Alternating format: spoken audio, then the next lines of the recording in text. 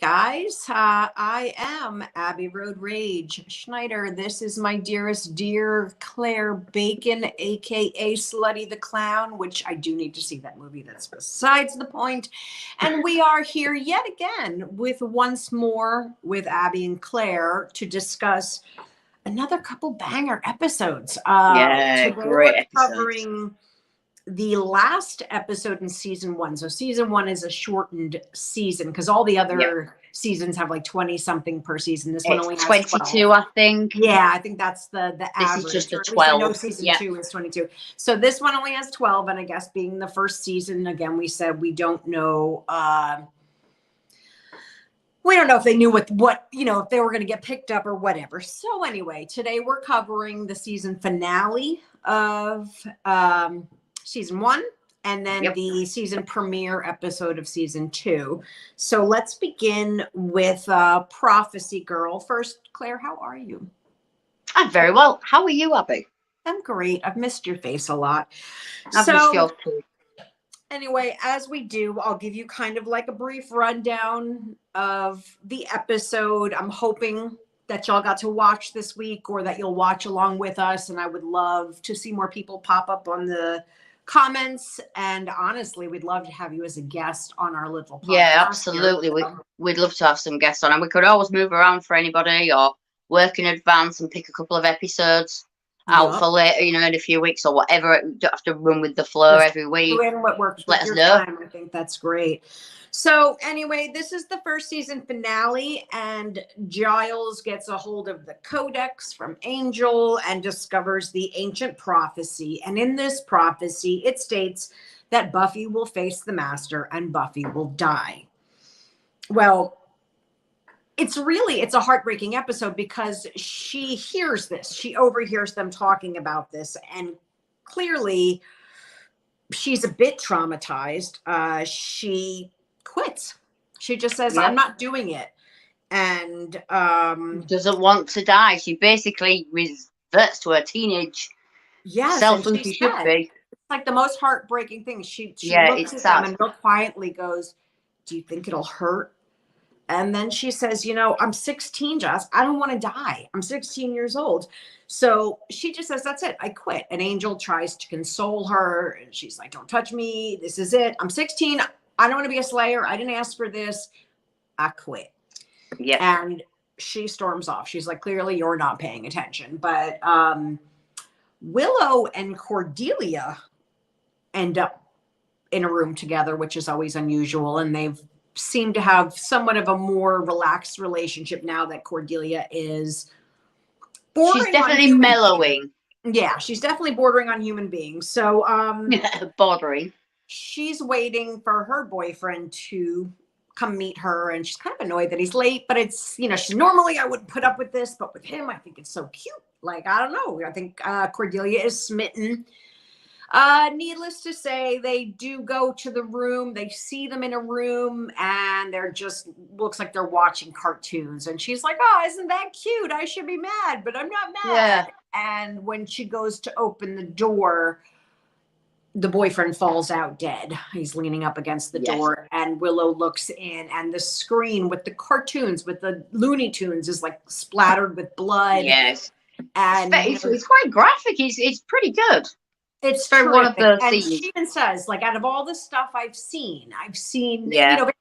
This was the realest because it's during the daytime, which to me, anytime anything is discovered during the daytime just makes it that much scarier because the daytime's supposed to be your safe time. Yeah, and the innocence of the cartoons on the screen, and it kind of looking at it like they're watching TV, and it's quite shock. It's like, and it traumatized her. And Buffy is determining, hi, baby. Hi, Clint. hi, Clint. Buffy has determined that she's not going to go to the dance because, I forgot all about this. Xander asks her to the dance. That's Xander, quite hard to watch as well. That's so pretty awkward. Painful.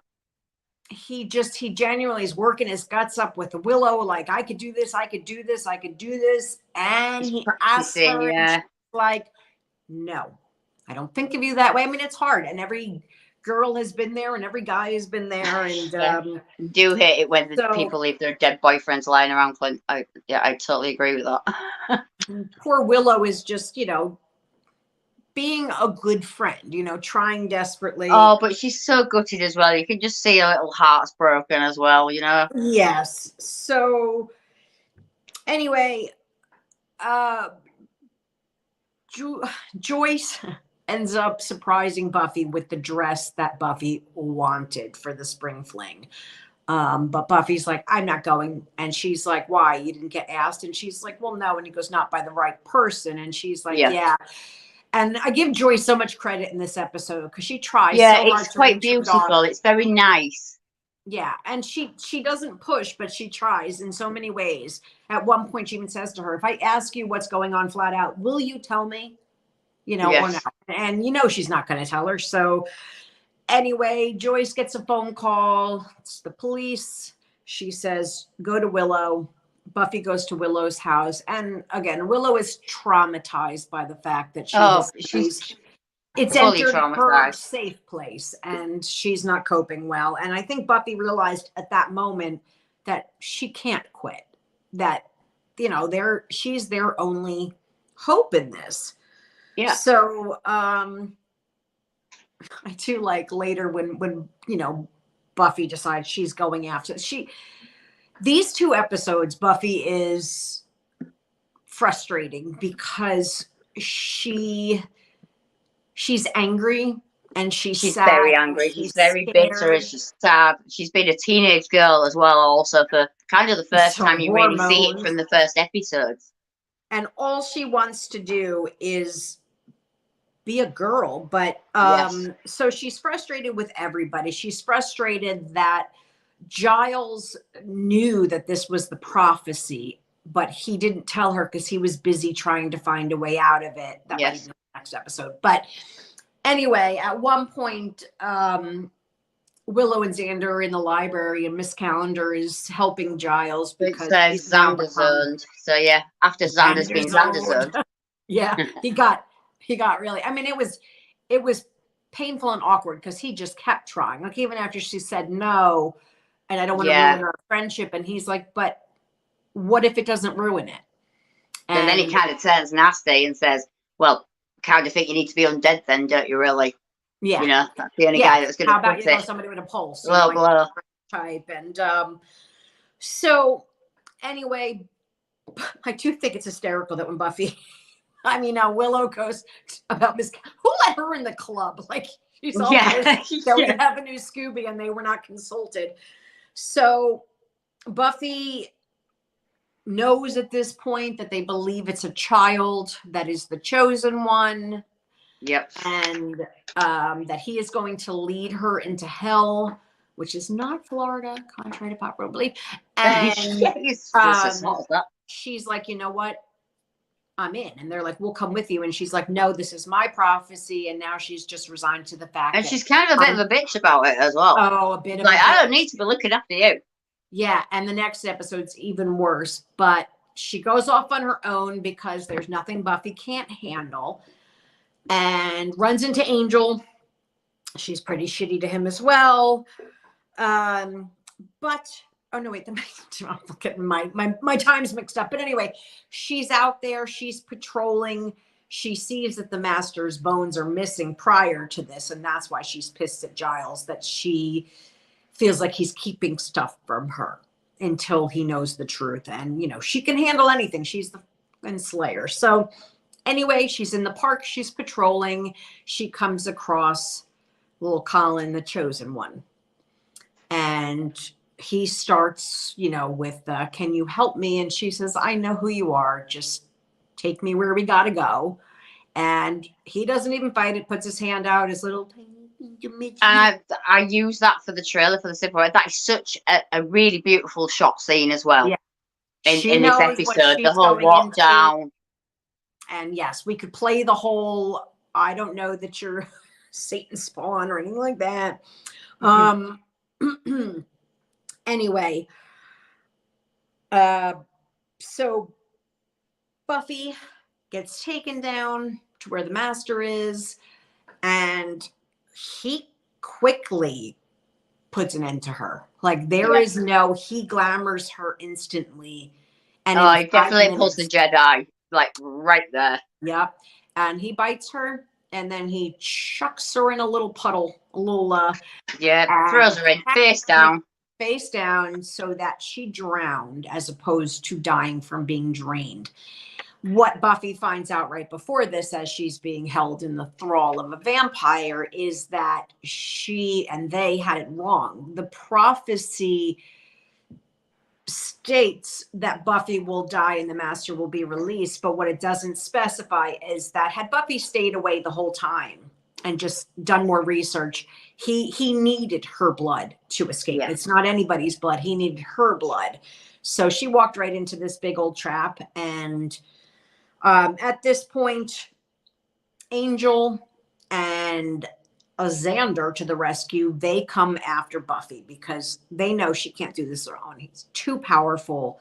And they come across her and they find her dead. And that moment of Angel's helplessness, because, you know, it was Xander that said, if she drowned, we can do CPR. And Angel said, I don't have any breath. And that's a moment you don't think about. That had it just been Angel and not Angel and Xander, Buffy would not have come back. So Xander performs CPR and saves Buffy. And Buffy comes back and she's instantly different. She's her not fucking around Buffy, basically. You know, just the new energy, new force. Let's do it. Let's go kick this dude's butt. And when she catches up with him and everybody's down in the library, Xander and Angel are, I guess, on their way there, and Buffy goes up to the roof to confront the Master. And it's a beautiful scene because he even looks different now that he's full flesh, and he's so much more present in the moment instead of that definitely. kind of and he tries again with the whole, you know, glamour only. She acts like she falls for it a bit, but she doesn't. And his first thing is, but you're dead. And she's like, I may be dead, but I'm still pretty. And I was like, yeah, I may be dead, but I'm still pretty. And my favorite quote of Buffy, possibly of all time, it's actually, and has been since I started Facebook back in 2008 or 9. It's my Facebook quote if you ever go on my page, but it says, you have throat punch mouth. Yeah. Because he's got the little and I mean, I must be honest, there is quite a lot of good one-liners in this entire episode. These 2 episodes are where they really start coming in with the zingers. With the quips and the one-line, write them all down, but there's just too many of them because they were coming fast and furious. But she does say, he says something about bringing hell to earth and blah blah blah, and she says something like, if you're that amped up about hell, go there. And she flips him over because underneath down in the big picture window, and she sees a big spike of wood, so she tosses him in there. He lands, kaboom. Now he is so old that he doesn't completely dust. He turns to a skeleton. But that's the first time we've seen a skeleton still intact after a vamp has been dusted. And that says a lot about the age, I think, of the vampire. So this part is great because what was it? I guess Miss Calendar and Willow go to help. They tried to go and they warn the spring fling. Yep. And so that's where they're going to go because that's where the vampires are going. And they go run out to Miss Calendar's car and realize they're everywhere. That they're not going to the bronze and that they've literally walked into a big old ambush and all the neighborhood vampires are there surrounding them. And luckily Cordelia drives up in a car, is like freaking out, was like, get in. And this is where she's brilliant and has these impeccable driving skills where she says, where do we want to go? And Willow says, we want to get to the library. And she drives straight into the library. Got it there, but she just goes right through the school into the library. They close up the doors as best they can. Giles is getting bookshelves in front. They're trying everything. The vamps are breaking through the windows. Grabs Cordelia. My favorite part is Cordelia bites him and says, "How do you like it?" Yes. Because and also we've got all the hellmouth opening. We've got all, you know, everything coming out, starting to snake around Willow's leg and trying to pull her down. And there's a line earlier which I don't want to forget, which is awesome. When they talk about things happening with the hellmouth, a cat had a litter of snakes, a watering hole or a lake with some kids in started boiling, and a baby born with her eyes inward. Inside out. Ah! Yeah, that freaked me out. There was a great line in it. Absolutely, I loved that. But yeah, there's all snakes coming out. So Buffy shows up. Obviously, once the master, that's when the master. So all this is going on while Buffy's upstairs helping Punch Mouth. And once the master is killed, the Hellmouth and that Hellmouth beast is able to be, or I guess retreats. So yeah, they come to realize that the Hellmouth opening is literally right under the library that they spend all of their time peaceful. So again, Buffy is back. Big fight ensues. She says, "We saved the world." I say, "We party." So they go on to the dance. And weirdly, Buffy's dress, even though she ended up in a puddle of water, she wasn't all muddy. She looked gorgeous. Her hair is a little messed up, but she still looked great. Yeah. And they go and they have their little prom. And that is pretty much the end of this first episode. Is there anything I'm forgetting in here, or?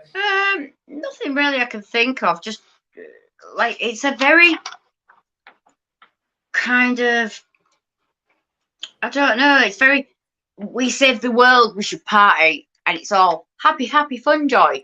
And it kind of feels wrong because it's so happy, happy, fun, joy. It's like, yeah, I think she's trying to just embrace that.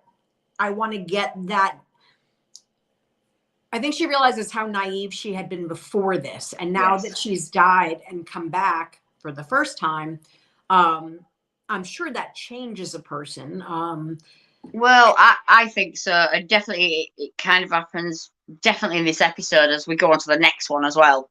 Yeah. I feel there is a change. Quickly for this, we have some music, obviously. We have when Buffy's found out, obviously, the prophecy and she's supposed to die, and she's sat on a bed with the photos and she's going through the albums before Joyce comes and brings her the dress. We have Inconsolable by Johanna Brooke. Great which song. It's quite, these two songs in this episode are quite in the background, and if you're not listening hard enough, you can't really realise it's a track. Yep. But it's a great song. And then when Xander's sulking on his bed after he's been turned down by both of the Scooby girls and said, "I'm not going to the prom with either of you," and he's sulking and he keeps hanging the phone up on Willow when she's concerned. It's I Fall to Pieces by Patsy Cline. What a classic. Which, yes, agreed, classic. And the use of music in this show, as we've said before, absolutely, as we say every week, it's outstanding. Yeah, and I think that's kind of good as well, because earlier you said, "I'm just going to go lay on my bed and listen to country music." Exactly. I do think fantastic. there was one when Buffy hears about the prophecy and she's going through all of these emotions and that whole, will it hurt? And you're just like, you could see her face, but she says something to Giles about, when a new Slayer comes, will you train her? Yes. And it's kind of a throwaway line for those but it's hard. It gets you. It gets you in the hurts because everybody knows that if that were the case, I don't think Giles would then train. If Buffy were to completely dead, I don't think he would go on and train anyone else, because he wouldn't be able to. And I think what she wants to know is that I mean more to you than just the job. Yes. Yeah. I think that's the real question.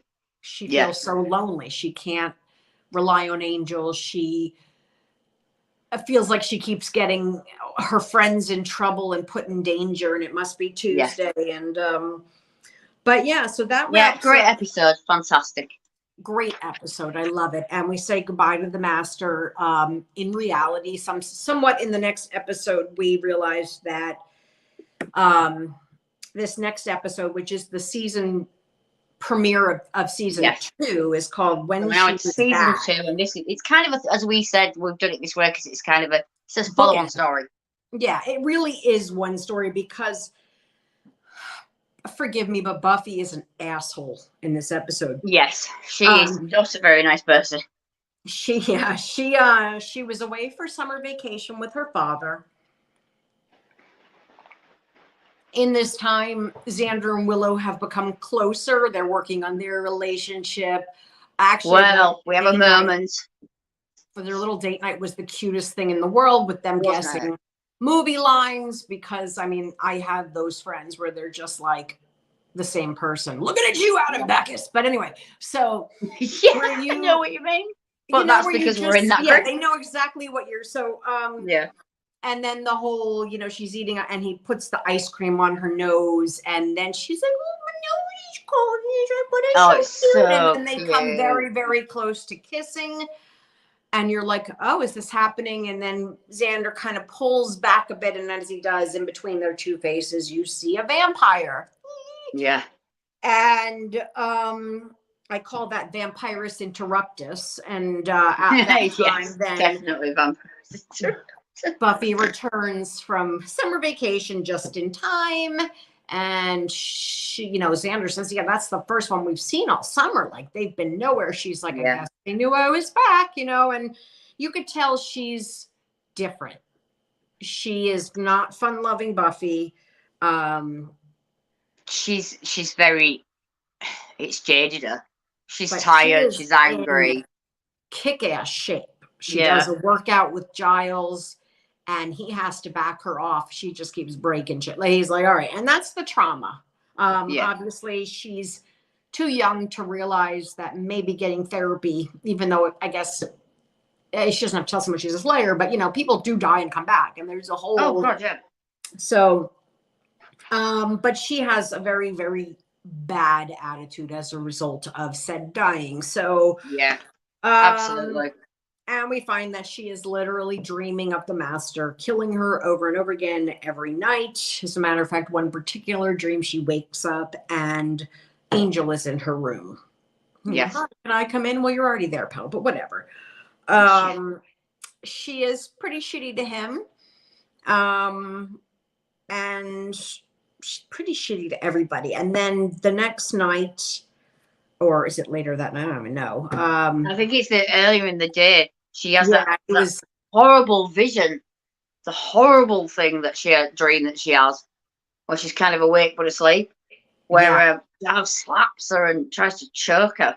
Yes, and that really, and it turns into the Master, and everything, as you could tell, this trauma is just eating her up inside. But they go to the Bronze because that's what they do. That's what they do. What else are you going to do? And which you will discuss a little after Chibamato is playing, or they're performing at the Bronze, which we'll talk about afterwards, because that I only know them from seeing Buffy every time, and I always forget, and then I hear them again. They very much remind me of like an Asian Portishead. Like, there's just something about this sound. Yes, very much so. Beautiful.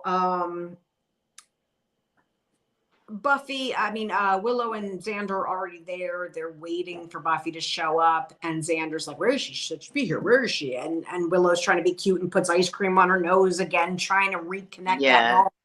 And Xander's just like, you got something on your nose, So Buffy comes in, sees Angel there, is really shitty to him, basically tells him, I didn't spend this summer pining over you. I got over you and you need to move on too. Yeah. And, she goes, I'm going to move on to the living, and walks by. And even Cordelia is like, huh? Well, she goes out, follows her, and is like, what are you doing? Yes. And then she goes to Xander and asks him if he would like to dance. And this is one of those cringeworthy scenes that I knew, I remember very clearly in my head. Yes, me too. Where Buffy is practically on the dance floor lap dancing on Xander, who she knows how he feels. He's told her he loves her, and she is just trying desperately to make Angel jealous and everybody else in the room jealous. And honestly, doesn't even consider Willow's feelings in this. No, not at all. and it's really rude and disgusting. And then she, what does she say to him? She says something like, Xander, did I ever thank you for saving my life? And he's like, no. That's And what she she says, yeah. leans over and whispers in his ear and says, don't you wish I would? And then walks away and just leaves him like, Still, excuse me. And Xander, Cordelia actually follows Buffy out of the bronze. And I quote this so often because it's my favorite Cordelia line of all time. She just goes, get over it. Whatever is causing the Joan Collins tude, deal with it. Embrace the pain. Spank your little great line. Whatever, but get over it. Like I said, if Cordelia is calling you out on your attitude, you got a bit of a take problem. A look at yourself. And Willow, when they're back at the bronze, or not at the bronze, at the school or with Giles, she's like, maybe she's possessed. And he's like, by what? And she's like, I don't know, one of those possessing things that happens. She's like, thanks for narrowing it down. But, Willow wasn't necessarily angry with Buffy because she knows that's not Buffy. And so she's trying to think of otherworldly reasons why Buffy is acting the way she is, because it's hurtful when your friends just totally 180 you. And then Cordelia, as she's leaving Buffy after telling her off, she says in her Cordelia way, well, maybe I'll just see if Angel wants to dance. And at that exact moment, she gets kidnapped because Cordelia. Yes. And as they throw her into the hole or wherever she's been kept, Jenny Calendar is there already on the floor, and we've realised that this has been going on a while. Yeah, so then we go back to the library, and that's when Buffy walks in on them saying she must be possessed and something's going on. And she gets major Buffy attitude to the point where she tells them, Giles has deciphered the prophecy to say that the Anointed One and this guy, what is his name? Absalom. Brent Jennings is the actor. Yes. But he is a creepy, weird vampire that reminds me of Mr. Trick a little bit. They're planning on resurrecting the Master. So in her scouting the night before, she realizes that the Master's bones have been dug up. What I did like about that scene, and it shows you how we don't give a shit about each other, is that Absalom makes the vampires dig with their fingers in consecrated ground to dig the Master's bones up. Yes. So it's just a little bit of a, shows you how ruthless they are. So basically, hi, Roland Red. Hi, Viv. Adam. So anyway, Buffy tells them, you know what? I was closest to the Master. We killed each other. Like, you don't get a whole lot closer than that when he says that the prophecy says whoever was closest to the Master. So Buffy's like, you guys stay here. I'm the Slayer. Back the heck off. Gives them all major tude and storms out. Oh, yeah. Pretty obnoxious. I can handle this myself. I beat him the first time. You can all scratch. And at this moment, Snyder breaks them up because they're getting heated. And he's like, oh, don't you have a class to go to? And don't you have this to go to? Don't you have a job? He says to Giles. And then he says to Giles, he's like, I don't know. He's like, there's some things I can just smell. It's like a sixth sense. And Giles is like, yeah, that's one of the 5, pal. But, I just thought that was... Yeah, that's only 5, but hey. So Buffy then realizes that Cordelia, because Xander's like, if only we would know when they're gonna, and then a rock comes through the window and Buffy catches it, and it's a brick with Cordelia's either necklace or bracelet wrapped around it. So she knows they've gotten Cordelia. This is when she decides to go off on her own because she's going to handle everything. My hair's being weird. I'm sorry. And it's so weird. So anyway, as she goes, Angel meets up with her. She's shitty to him again. There's one vampire, and she's like, "This doesn't seem right." And it's obviously then they realize that,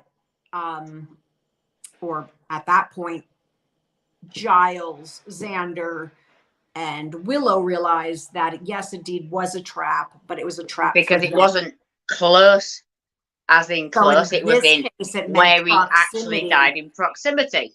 Correct. So it wasn't who was emotionally close to the Mhm. master at the time of his death. It was who was with his body when he died, which was Jenny Calendar, Cordelia. Roland Red said, Yes. who needs to watch Buffy when we can just listen to you guys talk about it? Well, because Adam, we'd love to have you on here with us because we miss you. Yes, we would.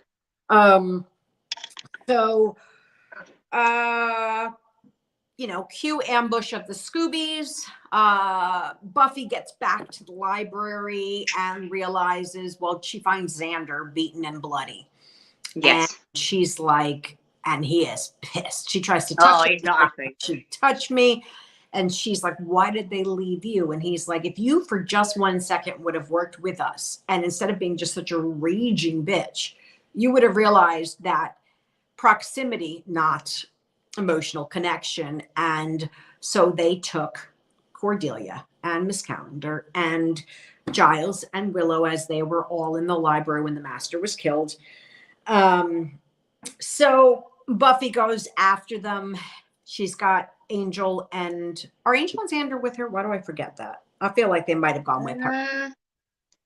And yes, because when they find them, Xander's comforting Willow and Giles is comforting Miss Calendar. And because they've all been hung upside down. Yes, and they were going to be bled on out the meat hook to bring over the bones. Is Roland Red our Adam, did you say? Yeah, I think so. Oh, is it? I think so. I could be wrong. Hi, Adam. Sorry. Is it you, Adam? Because if it's not, then I feel like an idiot, but I kind of think it is. And if it's not Adam, I don't know who it is. No, I think if it is you, Adam, we love you. We love you. And if it isn't, we love you for just commenting.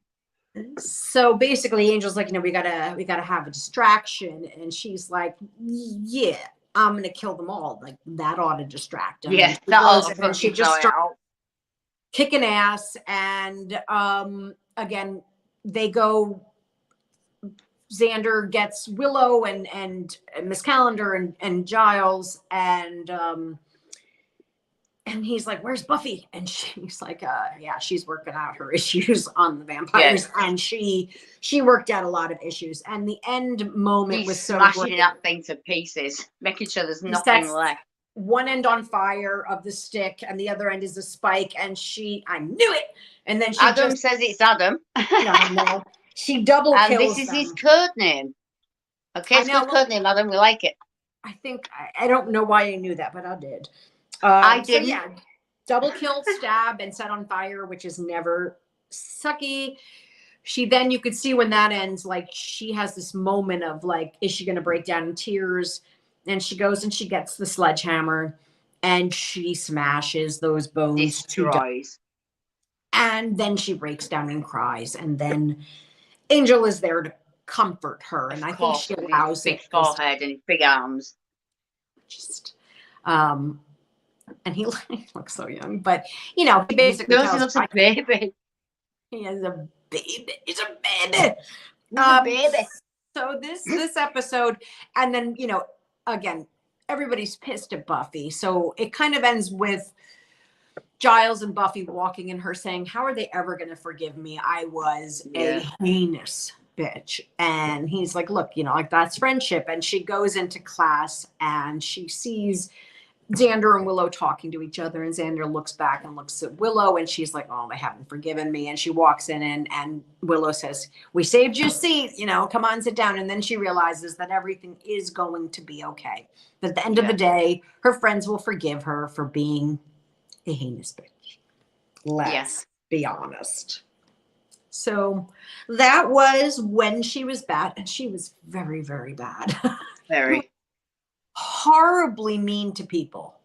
Horribly. And she would say the things she knew would strike the deepest.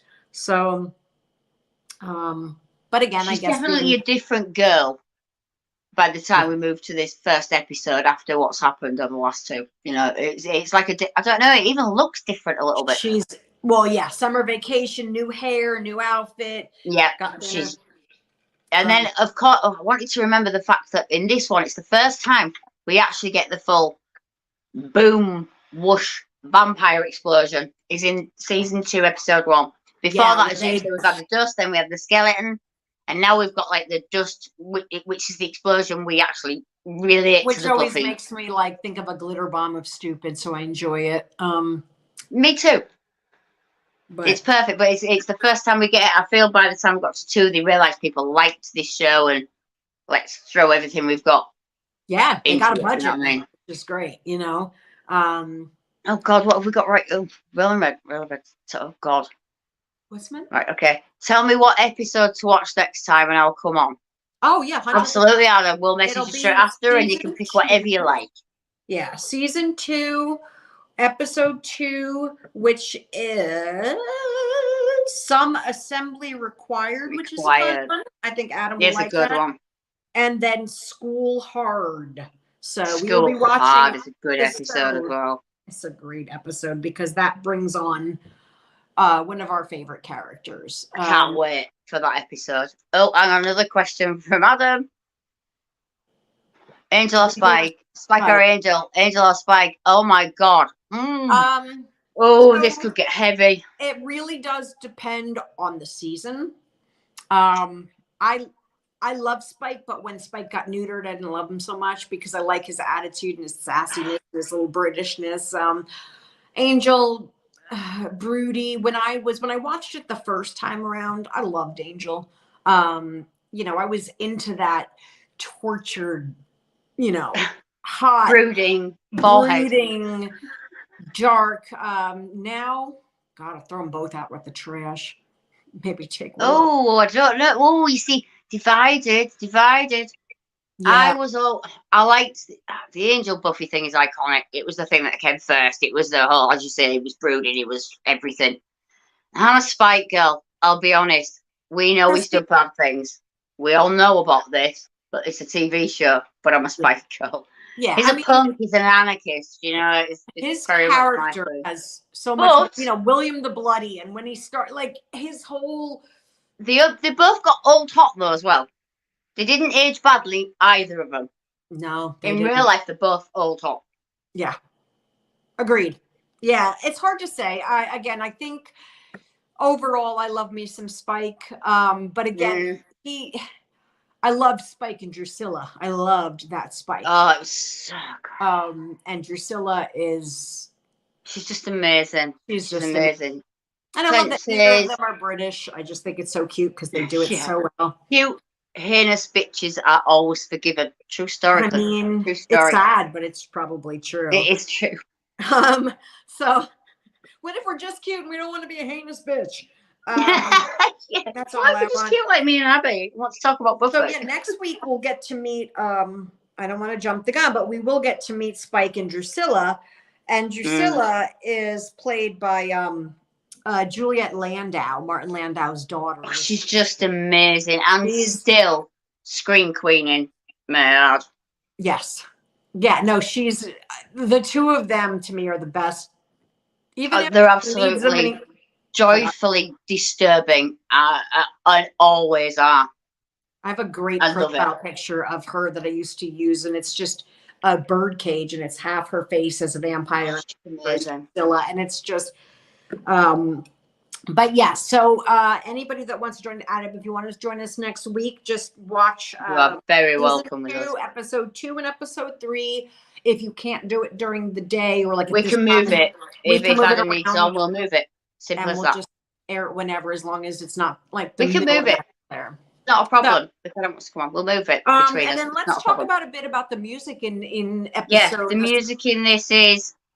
Please say it for me, Abby. I can't pronounce it. It's Chivo Mato is the band, and I only know that because I heard them say it. I only know them from seeing this episode over and over again. But like I said, they just have a very Portishead sound like that.